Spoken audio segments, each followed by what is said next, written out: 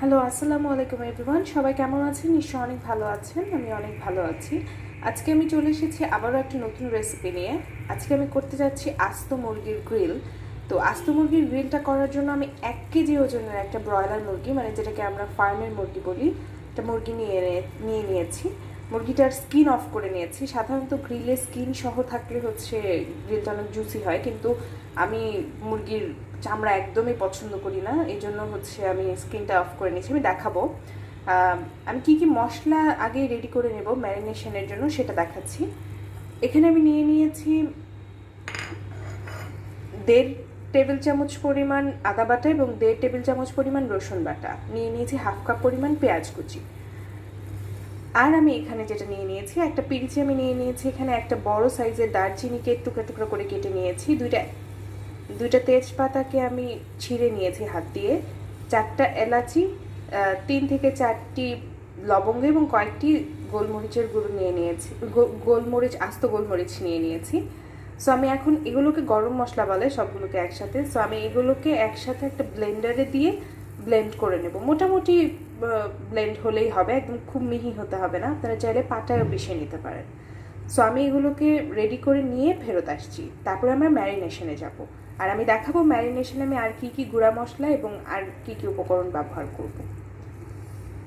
So আমি মশলাগুলো blend করতে চলে এসেছি। এটা আমার ব্লেন্ডারের সবচেয়ে ছোট কাপটা। তো এটার মধ্যে দেখা যাচ্ছে কি যে মশলা এত অল্প একটু হচ্ছে আমি ব্লেন্ড করছি যে এটা হচ্ছে ব্লেডটাতেই লাগছে না, একদম নিচে তলানিতে পড়ে আছে। এই জন্য আমি এর মধ্যে অল্প একটু পেঁয়াজ দিয়ে দিয়েছি। পেঁয়াজ বাটাও হয়ে যাবে, সাথে সাথে এটাও আমি একসাথে ব্যবহার করব। সো আমি এখানে 2 টেবিল স্পুন পরিমাণ পেঁয়াজ কুচি আর ওই মশলাগুলো দিয়ে দিয়েছি। আমি এর মধ্যে এখন খুব অল্প একটু পানি দিয়ে দেবো, 1 টেবিল স্পুন পরিমাণ। যেটুকু একদম না দিলে ব্লেন্ড হবে না, অতটুকু পানি দিয়ে আমি এটাকে ব্লেন্ড করে নিচ্ছি। সো আমি মশলাটাকে ব্লেন্ড করে নিয়ে চলে এসেছি। দেখতে পাচ্ছেন এরকম একটা কালার হয়েছে, বিকজ হচ্ছে আমি এর মধ্যে পেঁয়াজ ব্যবহার করেছি। তো ভালোই হয়েছে, বাটা পেঁয়াজটা দিলে বেশ সুন্দর একটা হচ্ছে গন্ধ থাকবে। তো আমি এখানে চিকেনটা নিয়ে নিয়েছি, 1 কেজি ওজনের একটা ব্রয়লার ফার্মের চিকেন।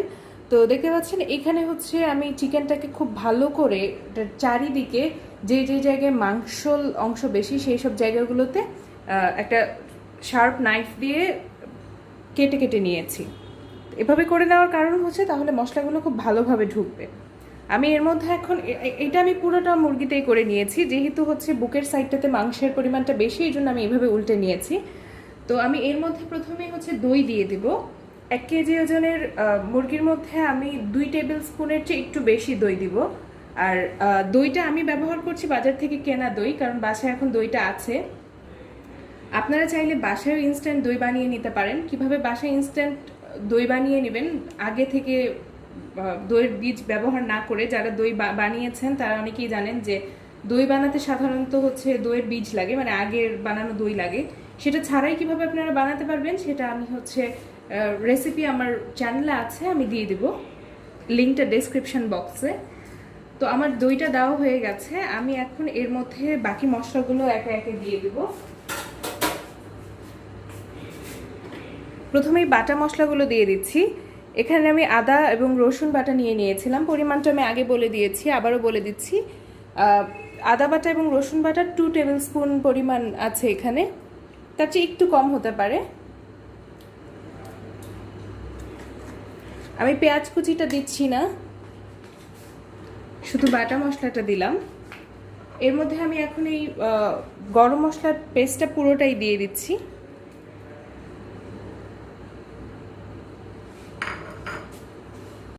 দিয়ে দিচ্ছি 1.5 টেবিল স্পুন পরিমাণ লবণ। লবণটা আসলে হচ্ছে সবার টেস্টের উপর ডিপেন্ড করে, বাট আমি হচ্ছে 1.5 টেবিল স্পুন ব্যবহার করছি।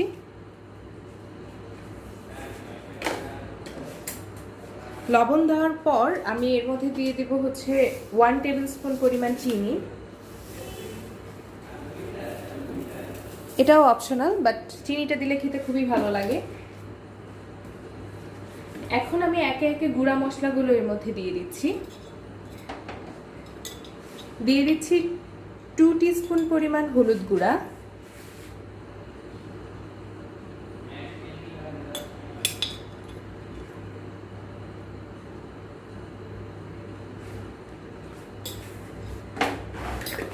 মরিচের গুঁড়া দিয়ে দিব 1.5 টেবিল স্পুন পরিমাণ। যেহেতু চিনি ব্যবহার করেছি তাই আমি মরিচের গুঁড়াটা একটু বেশি দিচ্ছি, তাহলে ওই চিনির টেস্টটাকে ব্যালেন্স করবে।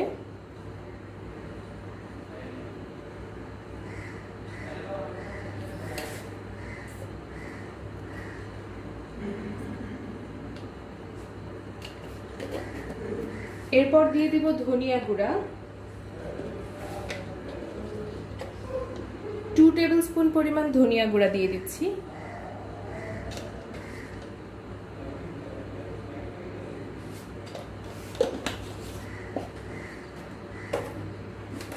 দিয়ে দিব জিরা গুঁড়া 1.5 টিস্পুন পরিমাণ।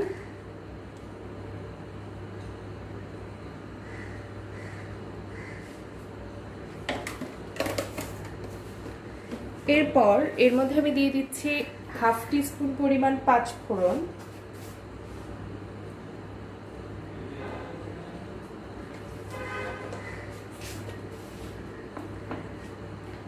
দিয়ে দিব 2 টেবিল স্পুন পরিমাণ সয়া সস। আমি লবণটাকে হচ্ছে ওই পরিমাণেই দিয়েছিলাম যেন আমার সয়া সসে লবণ থাকে, আমরা অনেকেই জানি। সো যেন আমার সয়া সসের লবণটাকে হচ্ছে মিলিয়ে হচ্ছে পরিমিত পরিমাণে হয়। এখন আমি এর মধ্যে দিয়ে দেবো টমেটো সস। টমেটো সস আমি দেব হচ্ছে 3 টেবিল স্পুন পরিমাণ।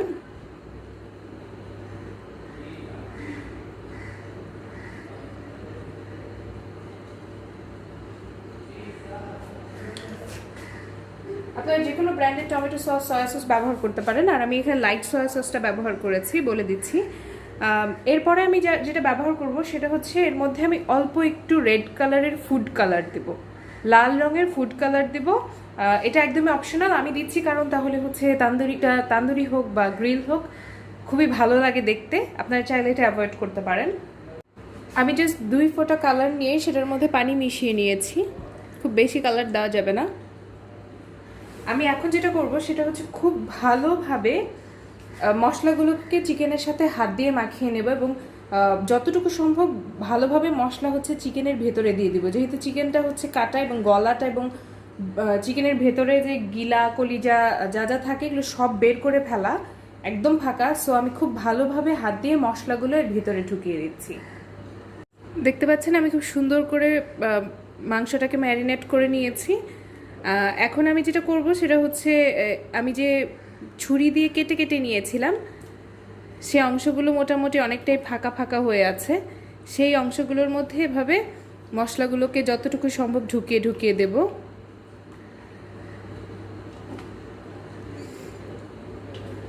সো আমার চিকেনটা ম্যারিনেট করা হয়ে গেছে।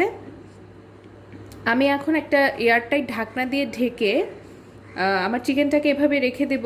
আমার হাতে একটু সময় কম, যেহেতু আমি ভিডিও শ্যুট করছি, তাই আমি হচ্ছে আমার চিকেনটাকে রেখে দেব 2 থেকে 2.5 ঘন্টা। বাট আপনারা যত বেশি সময় রাখবেন ততই ভালো, ততই ভালোভাবে হচ্ছে মশলাটা ঢুকবে।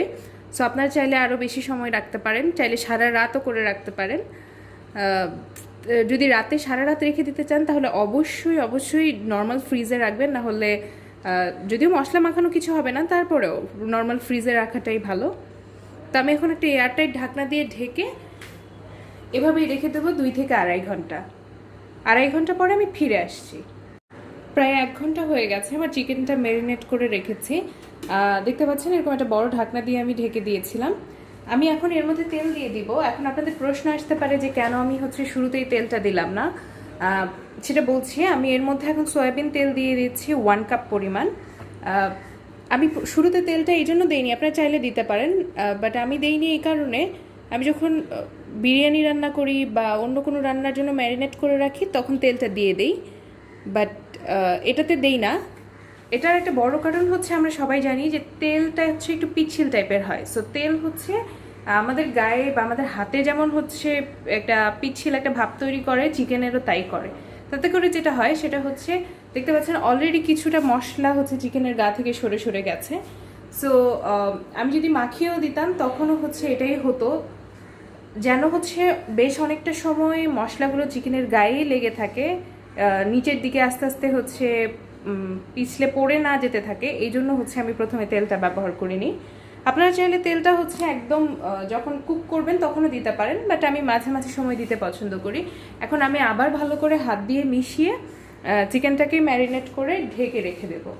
আমি আরও একটা কথা বলার জন্য হচ্ছে মাঝে ফেরত এসেছি, সেটা হচ্ছে আমি আমার চিকেনটাকে হচ্ছে চুলায় করব না, আমি গ্রিলটা করব ওভেনে। বাট আপনারা চাইলে চুলায়ও হচ্ছে গ্রিলটা করতে পারেন। সেই জন্য হচ্ছে একটা বড় হাঁড়ি লাগবে, যে এরকম সাইজের একটা হাঁড়ি লাগবে, আমি দেখিয়ে দিচ্ছি। এটা বেশ বড় সাইজের একটা হাঁড়ি। সো এরকম সাইজের একটা হাঁড়িতে হচ্ছে চিকেনটাকে দিয়ে, এটার মধ্যে ডেফিনেটলি তেল ব্রাশ করে দিতে হবে। তারপর চিকেনটাকে দিয়ে একটা এয়ারটাইট ঢাকনা দিয়ে অবশ্যই ঢেকে দিতে হবে। তো আমি চুলায় করছি না এই কারণ আমার কাছে এই হাঁড়িতে হচ্ছে এয়ারটাইট করা সব কিছু মিলে একটু ঝামেলা মনে হয়, তাই আমি ওভেনেই করছি। আর ওভেনে করলে যেটা হয় সেটা হচ্ছে চারপাশ থেকে আগুনটা লাগে, মানে হিটটা লাগে, যেটার জন্য হচ্ছে টেনশন করতে হয় না।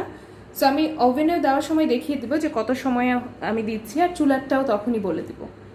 সো আমি আরও 1 ঘন্টা পর, আরও 1 থেকে 1.5 ঘন্টা পর ম্যারিনেশনটা যখন আরও ভালোভাবে হচ্ছে কমপ্লিট হবে, মানে আমার মশলাগুলো যখন চিকেনের ভিতরে ঢুকবে, তখন আমি আবার ফেরত আসছি। সো আমি 2.5 ঘন্টা পর ফিরে এসেছি, খুব ভালোভাবে ম্যারিনেট হয়ে গেছে, ভালো করে মশলাগুলো ঢুকেছে আশা করি। সো আমি এখন যেটা করব, আমার চিকেনটা রান্না করব।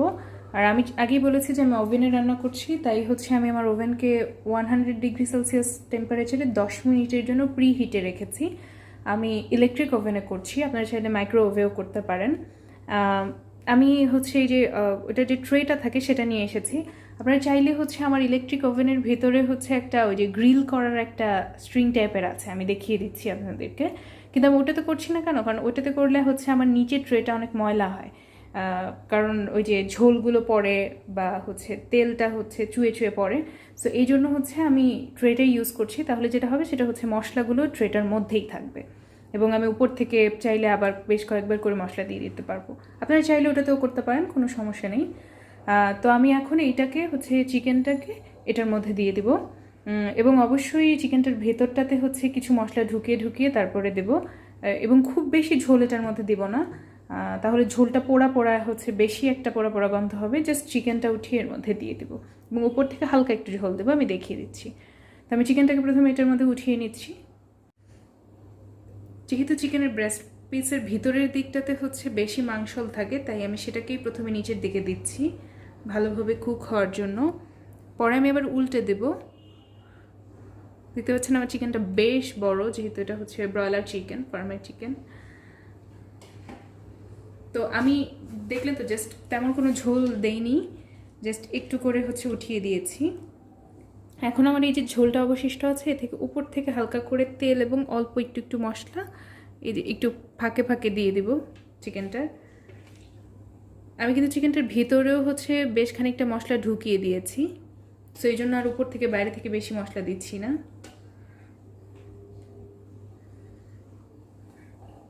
এই মশলাটাকে আমি এখন রান্না করব, কিভাবে করব আমি দেখাচ্ছি। সো আমার ওভেনটা রেডি হয়ে গেছে। আমি এখন এই চিকেনটা এভাবে ওভেনের মধ্যে দিয়ে দেবো। আমার ওভেনটাকে আমি রাখবো 120 ডিগ্রি সেলসিয়াস টেম্পারেচারে 1 ঘন্টার জন্য দিব। আধা ঘন্টা হলে আমি হচ্ছে চিকেনটা একটু বের করে উল্টে দেবো। সো আমার চিকেনটা আমি ওভেনে দিয়ে দিয়েছি। আমি এখানে একটা ফ্রাই প্যানে যে পেঁয়াজ কুচিটা নিয়ে নিয়েছিলাম, 1/2 কাপ পরিমাণ, সে পেঁয়াজ কুচিটা নিয়ে নিয়েছি।